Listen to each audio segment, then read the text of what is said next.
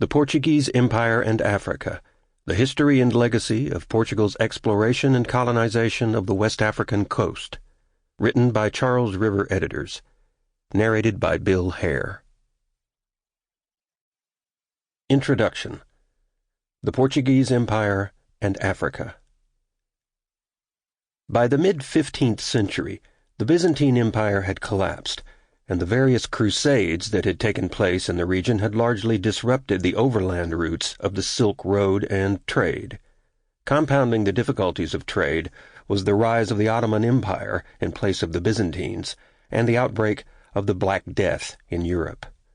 It was roughly around this time that a period of European exploration began, and major factors that contributed to this period of exploration were introduced by the Chinese, albeit indirectly.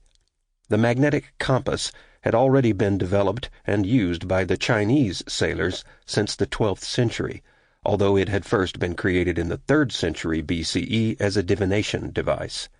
The Song Dynasty then began using the device for land navigation in the 11th century, and sailors began using it shortly thereafter.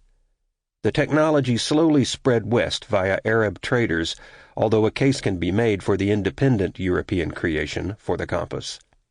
Regardless, by the 13th century, the compass had found its way to Western traders, coming at a time that trade had been increasing across Europe. Trade was able to increase in Europe and around the world due to more effective ships being introduced, and some of the improvements that were made to the ships were first introduced by the Chinese.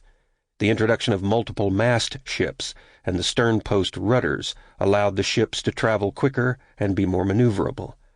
By the start of the 15th century, ships were now much larger and able to support long-distance travel with a minimum number of crew aboard.